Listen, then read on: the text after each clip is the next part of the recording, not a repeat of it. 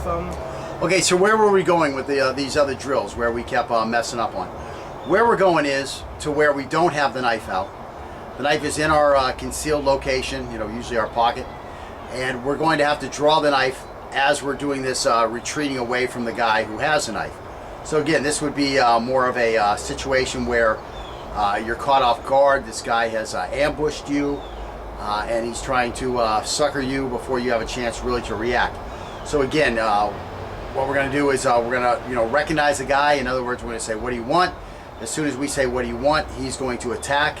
And again, when you're giving the "what do you want," you're basically saying, "Okay, I'm ready for the drill to begin." So the guy should kind of alternate, how quickly he's going to attack you. Maybe, as soon as you say it, attack one time. Another time, as soon as you say it, say something back and then attack. Another time, as soon as the guy says, "What do you want?" The threat should count, 1001, 1002, and then attack. So you're kind of mixing this up so the guy's not always ready. Now also, the defender at this point, we're going to start bringing in a little bit more randomness into this drill. And you can go left or right whenever you want. So we're not going to do just to the left, to the left, to the left, and then just to the right, to the right, to the right. You can go whenever you want. So we're trying to bring a little bit more randomness, a little bit more, what's the other word I'm looking for? A little Spontaneity. Spontaneity, thank you. We're trying to bring a little more spontaneity, it's easy for him to say, into this, again, to make it more relative to a realistic situation. And again, this isn't going to look pretty, okay? We're both using knives with a tip-up orientation, okay? These knives are really sticky. They just don't sit in there the way you want. It's not going to be where I can pull it out here and flick it, because now the blade is in my hand pointing up. Again, this particular trainer, I should have went out and spent more money. Yes, you're going to tell me about the Spyderco knife. Yes, I should have went out and spent more money with Spyderco, but these things were like $13 on Amazon, and I was dealing with a limited budget, so this is what we bought. So again, these are going to be in a tip-down orientation, which is not how we train. Maybe how you train, but it's not how I train. I like my knife in a tip-up configuration. These things also have this little thumb flicker here. The thumb thing to kick the knife out with. Again, we do centrifugal openings, and I'm not saying that that's right. It's just what I use with that big Spartan. With my other with my Spyderco, I do have an Emerson opener, which by far is the easiest method I've found so far for getting a knife open when it comes out of your pocket, because it just happens in conjunction with the draw. So we're going to be fighting with these knives to get them open. So as you're laughing, realize we're laughing too at ourselves, because this isn't how we want it to go. So we're going to have to fight through that. But again, now you see where those two steps come into play, because I got to get my knife drawn, and then I'm going to come in with that attack. We have to be a little careful, because again, we're dealing with aluminum blades. We're not wearing mouth guards, cups, or safety glasses, as I would advise you do, but I'm a retard in this manner, okay? In this area of my life, I am retarded, okay? So yes, I make fun of myself too. What is this thing saying to me? Is this thing saying I'm out of tape, or do you know what this thing's saying? I'm still good, right? It says record, so I must still be good. Yeah, I think so. I dumped a lot of stuff that was on memory. Sorry about that little sidebar there. But anyway, so yeah, laugh at us, with us, and we might wind up having to run away 10 freaking steps. But again, that guy's going to come with that burst attack. He's going to turn and come with a second attack, and hopefully we'll be somewhat ready to fin that, or we'll be at least in a position to continue to retreat until we can get our knife out. And again, you can't do this with your pajamas in the dojo, because you don't have pockets, unless you bought the really nice Century kicking jeans or something.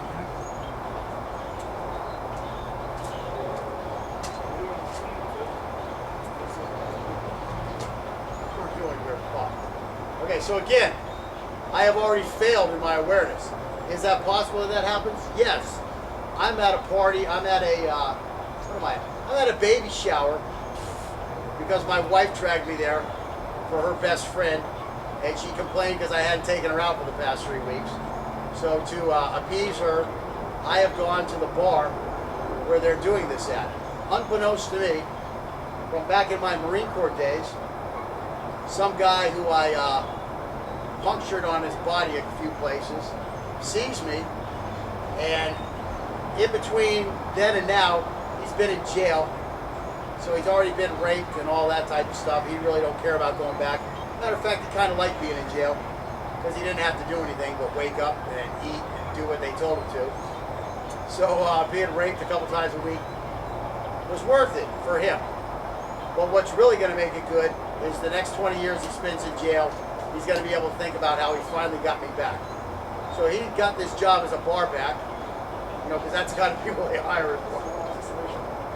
So anyways, he sees me and he's coming to kill me, and that's why I'm in a state of unreadiness. Okay. Holy shit, you're that freaking guy who stabbed. Dude on YouTube. Kill you. Now I gotta fight my blade here. And bam, bam. Okay, so I kind of was making a hard time making the transition from yapping and getting into this drill. But again, might that be what it looks like? Yeah. Again, we do have empty hand response to this kind of thing, which I would probably use. But again, what are you going to do in the heat of the moment? You're not really too sure. And for right now, this is a good drill at getting the knife out quick. Now you got to make sure that your knife is concealed if that's the way you do it. You know, if you wear t-shirts out, if you wear t-shirts in, you like your blade showing. Well, practice like that. You know what? Practice both ways. Let me start like this. What's up, man? I'm gonna kill you. Why?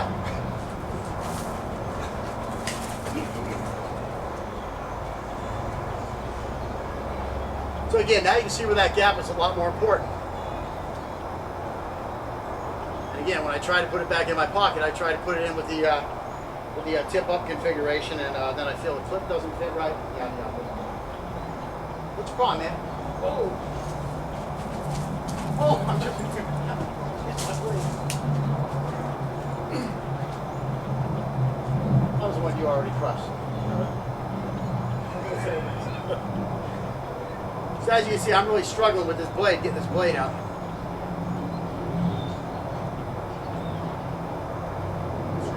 Yeah, it's tight. It's just tight in the pocket, too. What are you doing, man?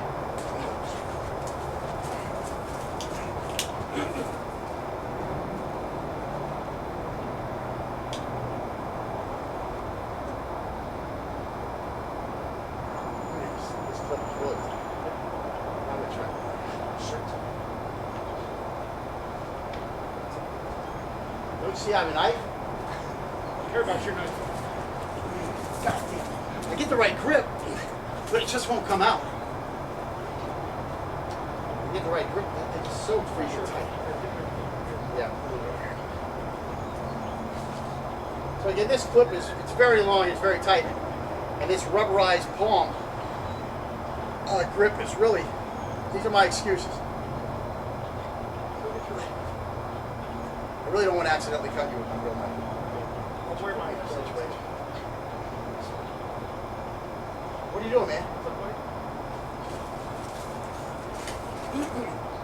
Okay, so that time was relatively fast. So, again, I'm getting used to this configuration as we go. I should put it in without a struggle. What do you want, man? Hey!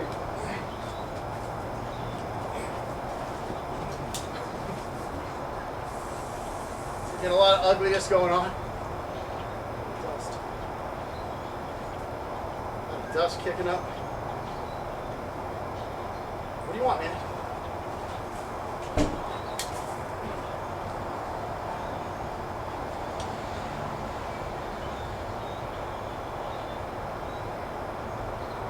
What's up, man? Yeah, get on it, but it just won't come out of the pocket.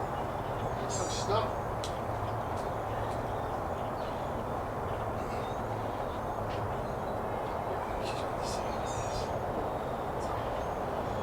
What's up?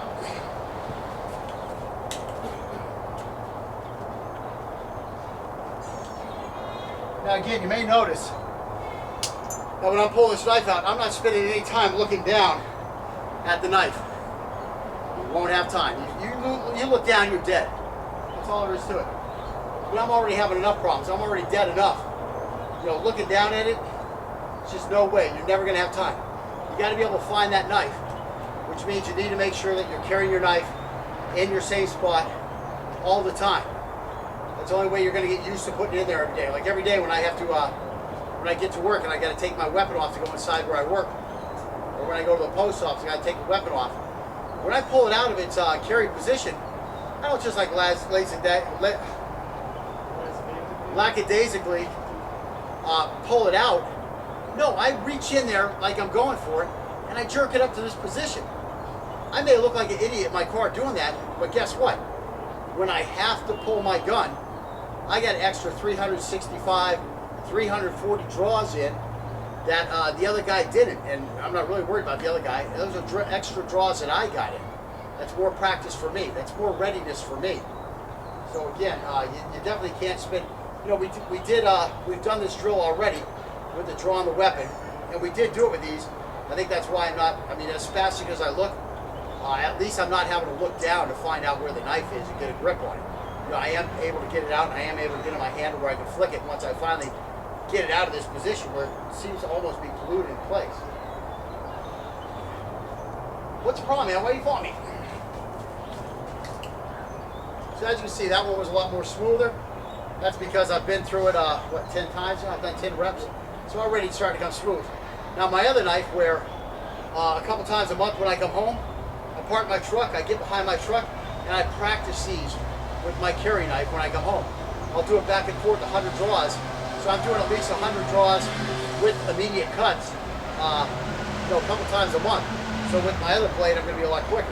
With the Emerson opener, of course, you know, it's automatic. You hardly have to think about it. I'm going to be much quicker. So, you know, laugh all you want, but try that shit while I have my real knife on me. And, you know, he who laughs last, laughs longest. That'll be me. You can't laugh when you're dead. What are you following me around for?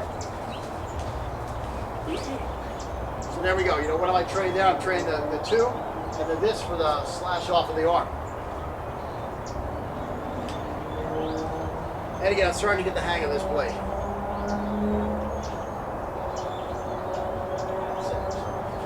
What do you want, brah? Brah. I'll get you, brah.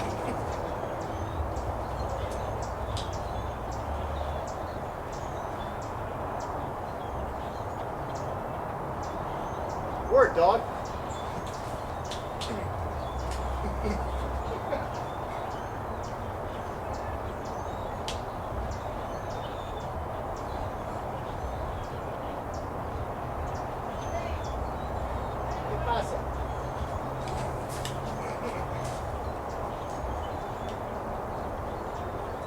So now you see where those two steps become critical.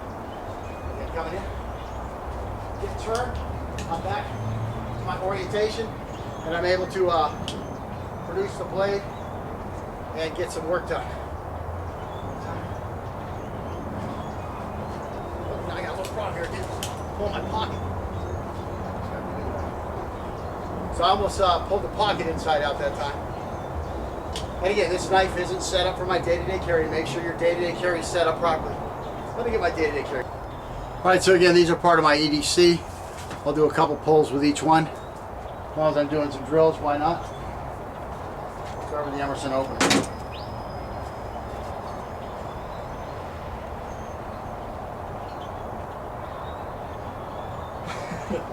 Okay. Am I part of this? Do not attack me afterwards, okay? Just do the first attack and let me do my 2 steps. You see that one come out nice and easy. Don't have to hunt for it. Don't have to do anything to get it open.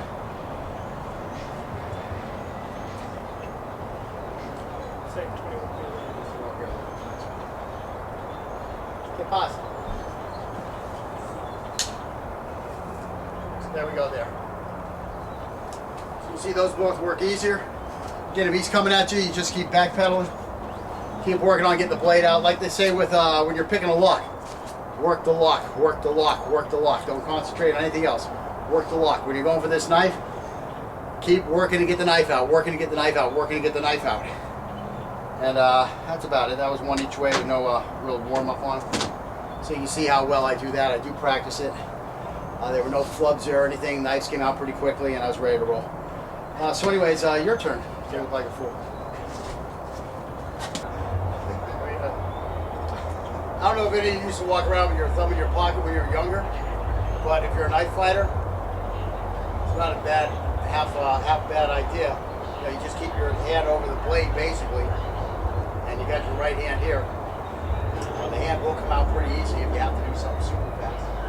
But you know, I'm saying, what are you going to start with your hand in your pocket? He's like, that's how I walk around. Okay. You can. I mean, if that's how you really walk around, I guess.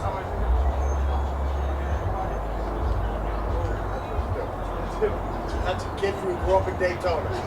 Keeps a hand on his knife and a hand in his wallet.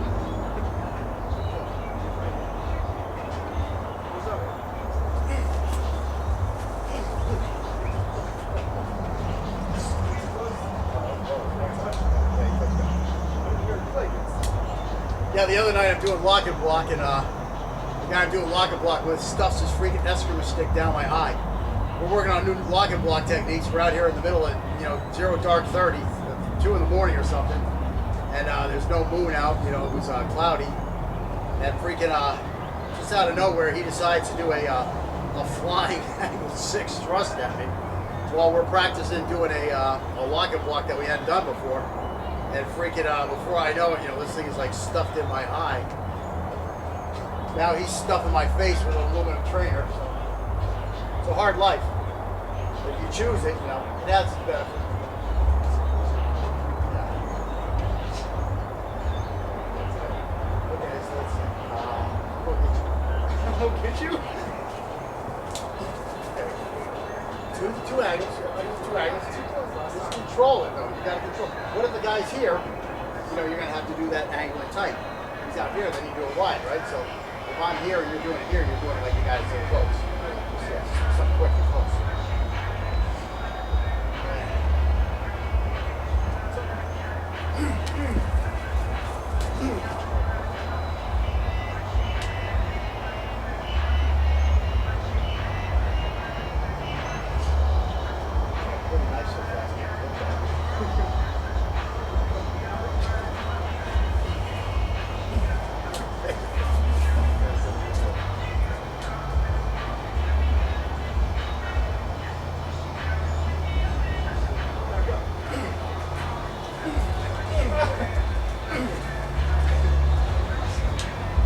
One thing you can try to remember is keep that other hand in play.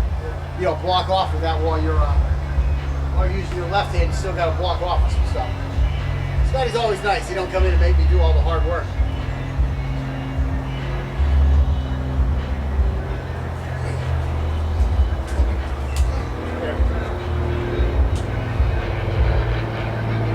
So now you see where that little block comes in from? That we were making ourselves do before, right?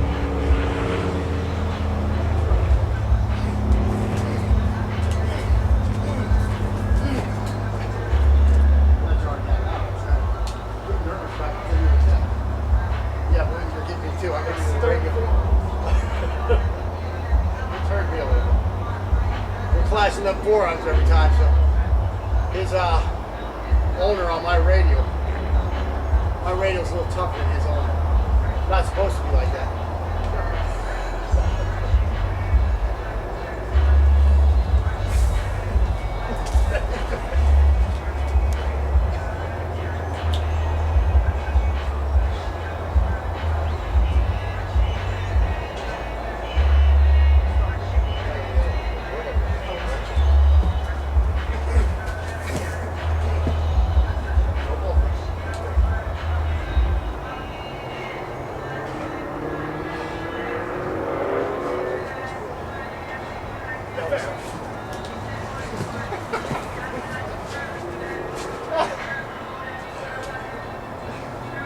Sorry, he called me fat.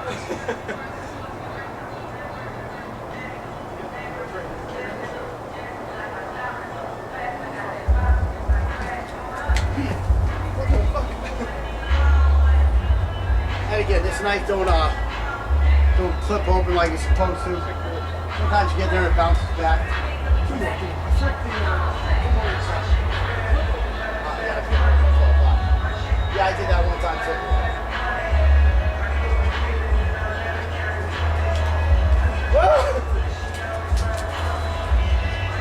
He didn't realize what he did real good that time. He did real good getting that initial distance really wide. When I turned, it was like, man, I gotta take 2 steps to get to him. If he'd have had his knife, it would have popped open a lot better. He would have got the job done.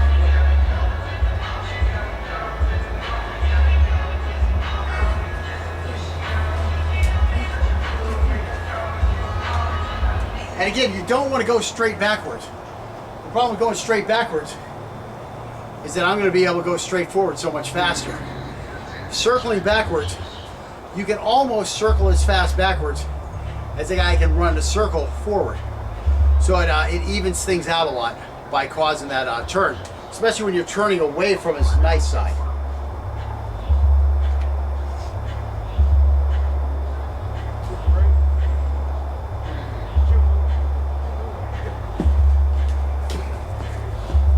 That time you got it out with relative quickness. You're definitely quicker this way than you are that way. I don't know what's happening. Because you have to. It's hard for me to catch this way. Oh, see what I'm saying? Because you're running into my blade, you know what I'm saying? Yeah. One more? Now your wrist hurts. I really want to hurt it bad. One more.